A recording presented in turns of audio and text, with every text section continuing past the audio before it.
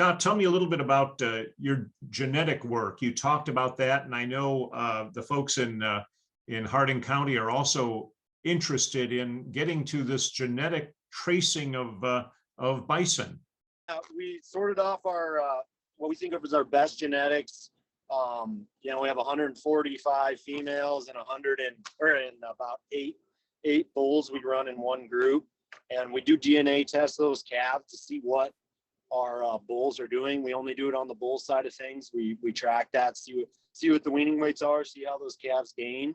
To do justice to the land and to do the animal, you want to have the highest quality animals running on that land, you know, producing as much as possible, being the most efficient animals that they can. You don't want to just have any animal running out there, you know.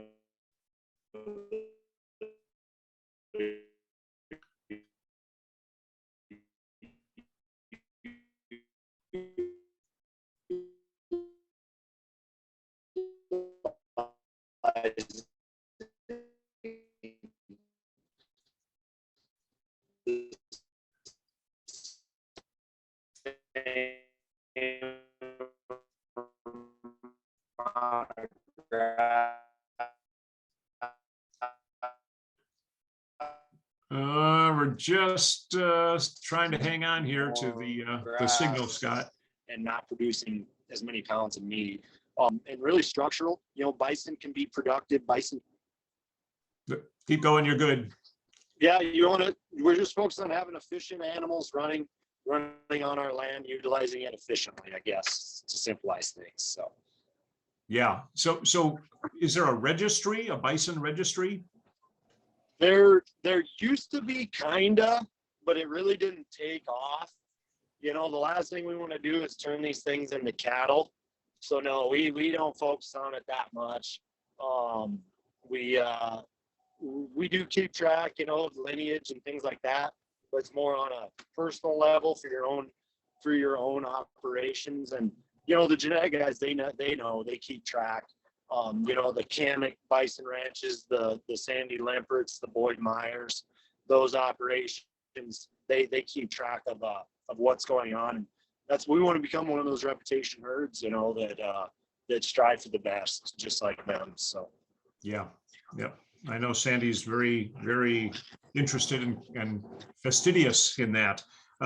Tell me a little bit about Scott, is there an association that you're a member of as a bison rancher? Yeah, so we remember the Dakota Territory Bison Association, as well as the National Bison Association.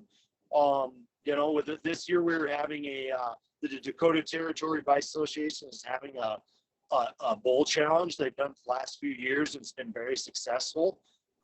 So I have 3 bulls in this bull challenge to really test the genetics. You know, there's about 11 ranches that each took 3 bulls to one ranch in North Dakota, and they are doing a bull test, just like an Angus bull test or anything, you know, tracking gains on grass, and then at the end they get judged on their phenotype, how they look and how they perform.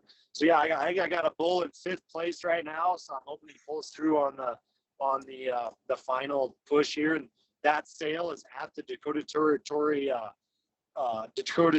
by Association meeting in it's the week after Black Hills Stock Show in the Black Hills this year.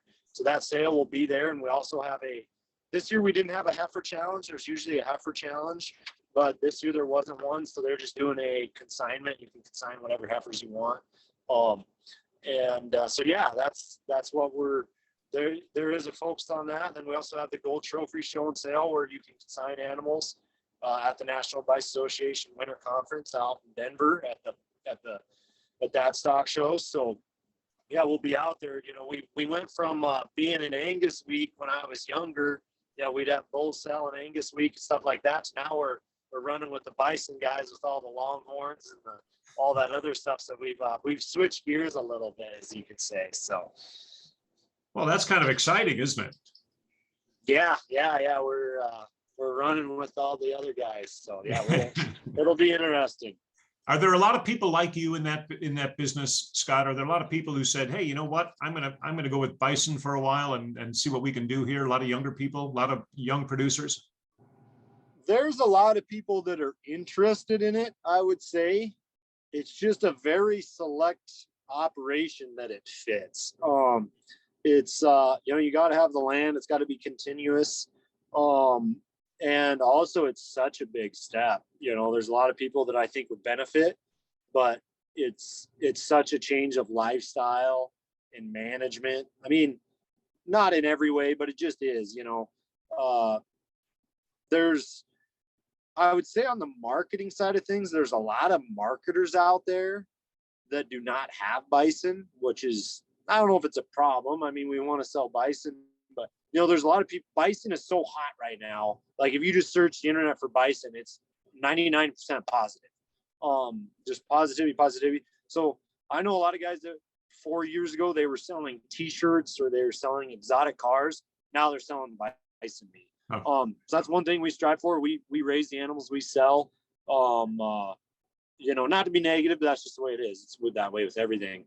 So that is one thing we focus on is, hey, you're actually getting it. We sell meat to those guys that are marketing. They're buying our animals because they're the best, and yeah. So it's interesting.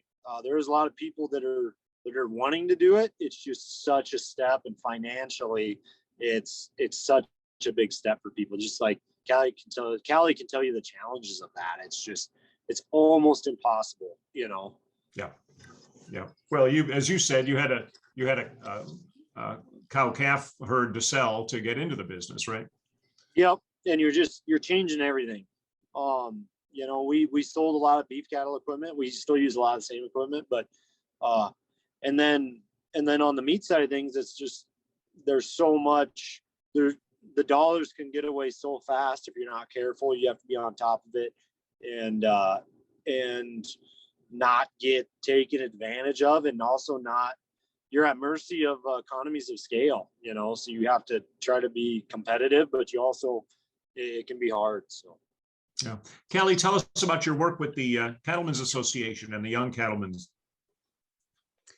Yeah, so the Young Cattlemen of South Dakota is a program that we started going on a year ago now. So a group of us got together and we were looking for a way to get people of the generation from age 18 to 40 to still be involved within the Cattlemen's Association.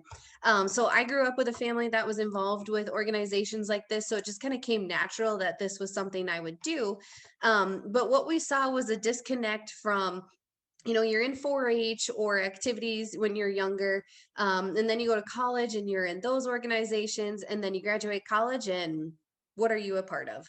Right. So we wanted something that could kind of catch people when they were in that active stage of life where they knew the importance of being involved, and carry them on to be members of the South Dakota Cattlemen's Association. So what this group is designed for is simply getting the next generation involved. We more so just did the behind the scenes work of figuring out, what age group do we want to be. And at the convention coming up on November 30th, we will be discussing, what this group needs to tackle. What is our purpose going to be? What does the older generation want to see from us? What do we want to see from them? All of those kinds of things we'll tackle soon here. But I'm also the president of the Davison-Hanson Cattlemen's Association. So that's just another example of trying to get cattlemen involved, to stay up to date on policies that are in place, where our dollars are going. I've always said, you can't complain if you're not involved. So staying active in these groups is the best way to be an advocate, not only for your industry, but also for yourself. You're either at the table or you're on the table, right? Exactly. Yes. Well, that's interesting because there are a lot of issues. You can tell me some of them, but obviously, processing and the packing and some of the price discrepancies. What else are you hearing? Those are the things that, we've heard a lot of, but then something else that we like to talk about are the environmental factors that we're facing. So, drought conditions, which then, we see the impacts of people selling cattle then, and then they're paying the price yet again for not getting, necessarily the financial value that their cattle deserve. So just grassland initiatives, things along those lines. Yeah. Well, Scott, you're back with us. How are you? Yeah, I don't know what happened there. Anyways, It's all good. Your audio sounds better too. That's great. yep.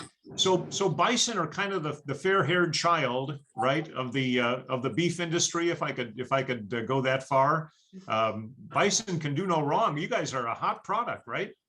Oh yeah, they're just awesome. Everybody loves them, right? Yeah, tell you want to start raising them and selling them, but yeah, no, they they are an amazing animal. It's hard to not get romantic about them. I mean, we are doing this to make money, but they're survivors. They don't get cold.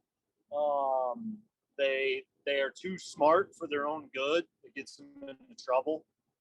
I'd say they're kind of like a very aggressive goat is what you would say. And I know goats can be aggressive, but they actually move real slow until they actually want to move, and they're the fastest thing you've ever seen. They're just real interesting animals. People eat our stuff and they'll say, well, that's the best beefsteak I've ever had. It's like, well, it's bison. So it's not elk meat, it's not deer meat. That's our hardest misconception is most people's bison meat experience is their uncle had a 14-year-old bull behind their shed that they shot, strung up, and ate. So when people eat our stuff, they realize that right away. And a funny thing that's been going on lately is our local store there, people stop in, and grocery store people buy in and buy our bison, 100% bison meat sticks. We don't add any filler meats in it, no pork, nothing like that, which is very rare. I did not think that was rare, but most of the bison meat sticks you eat are actually 50% pork. So nothing against pork guys, but it's just different. We'll have customers stopping in and buying bison meat sticks before they go to the winter sale barn and sell beef calves. So that's kind of a funny thing that happens. So, but anyway, Oh, that's a great story. I think of the sign at Custer State Park that says "Don't pet the furry cows." Yep. But Yeah, they are. We don't have too many issues with that. Ours animals aren't tame. That's the issues when they get too tame. They're not afraid of you. That's when you have problems. But none of ours. I don't have any that I can go up and pet or anything like that. And that's what he's wanted. They're a wild animal.